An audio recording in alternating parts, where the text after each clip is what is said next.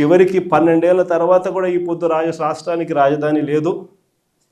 ఇంకా 20 ఏళ్ల తర్వాత కూడా మన పరిస్థితి ఏమిటి అంటే అప్పుడు కూడా రాష్ట్రానికి రాజధాని కనిపించదయ్యా. అయ్యా చంద్రబాబు, ఇది మానుకో.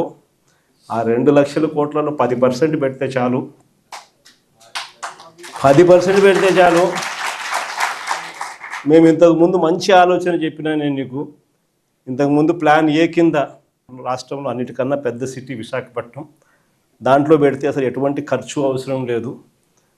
కర్నూలులో న్యాయ రాజధాని కింద అప్పట్లో కర్నూలుకు మనం మాటిచ్చినాము, అది నెరవేరుస్తూ అక్కడ న్యాయ రాజధాని పెడుతూ ఇక్కడే అమరావతిలో లెజిస్లేటివ్ శాసన రాజధానిని కూడా తీసుకొస్తే బాగుంటుందయ్యా అని చెప్తే నానా యాగి చేసి రాజకీయాలు చేసి అది వద్దు అన్నారు. సరే పోనీ, అది వద్దు. పోనీ ఈ ప్రాంతంలో అయినా కానీ నువ్వు చేసే పనికి అసలు రాజధాని లేకుండా పోతుందయ్యా. ఆ పని చేయకుండా కనీసం ఇక్కడైనా ఆలోచన చేయి. మచిలీపట్నంలో నువ్వు కాదయ్యా పోర్టు కట్టింది, మేము కట్టాం. మచిలీపట్నంలో పోర్టు మనం కట్టాం. మన హయాంలోనే మనం భూములు తీసుకుంటాం, మన హయాంలోనే మనము అనుమతులు తీసుకొచ్చినాం, మన హయాంలోనే మనం ఫైనాన్షియల్ క్లోజర్ చేసినాం, మన హయాంలోనే మనం బ్యాంకులతో నీట్గా టైఅప్ కూడా చేసి స్టార్ట్ చేసి 30-40% వర్కులు కూడా పూర్తి చేసినాం మన హయాంలోనే. ఆ పోర్టు అయిపోతుంది. మచిలీపట్నం నుంచి విజయవాడకు కేవలం 70 కిలోమీటర్లు, విజయవాడ నుంచి గుంటూరుకు మరో 40 కిలోమీటర్లు, మొత్తం ఈ 110 కిలోమీటర్లు హైవే ఉందయ్యా. విజయవాడలో ఇంటర్నేషనల్ ఎయిర్పోర్ట్ ఉంది, మచిలీపట్నంలో పోర్ట్ వస్తూ ఉంది.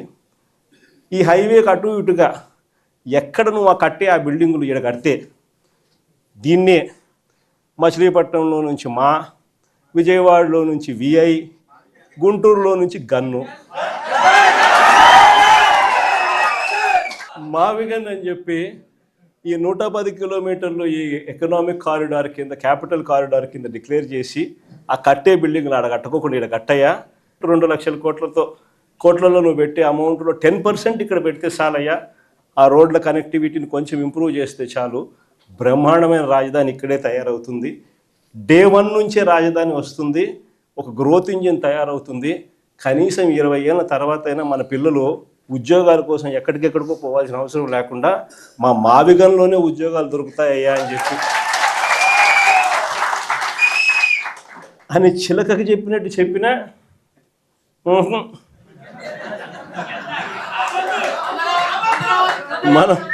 మనం ఎంత బాగా చెప్పినా కానీ, ఎంత లౌక్యంగా చెప్పినా కానీ ఆహా. ఎందుకు ఆహా, ఎందుకు వద్దు?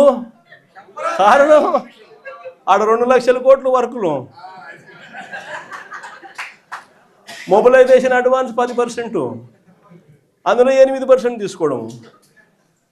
సో ఈ ఆదాయాలు అనేటివి ఉండవు కదా మావిగన్ అంటే, కాబట్టి వద్దు.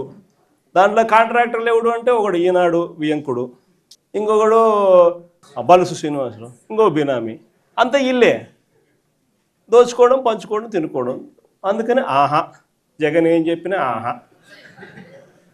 ఇంకొక ఆయన ఆంధ్రజ్యోతి ఆయన నుంచి ఆయనకు ఎంత బాధనో, దోచుకునేది, పంచుకునేది, తినుకునేది కట్ అయిపోతుందని చెప్పి ఆయనకి ఎంత బాధో. వైఎస్ఆర్సీపీ శ్రేణులందరి మీద అన్యాయమైన మాటలు, దుర్మార్గమైన మాటలు మాట్లాడతారు. అసలు నిజం చెప్పాలంటే నేను ఇదే రాధాకృష్ణకి చెప్తా ఉండా, నువ్వు అన్న మాటలు రేపొద్దున మా ప్రభుత్వం వచ్చినాక నిన్ను తిప్పని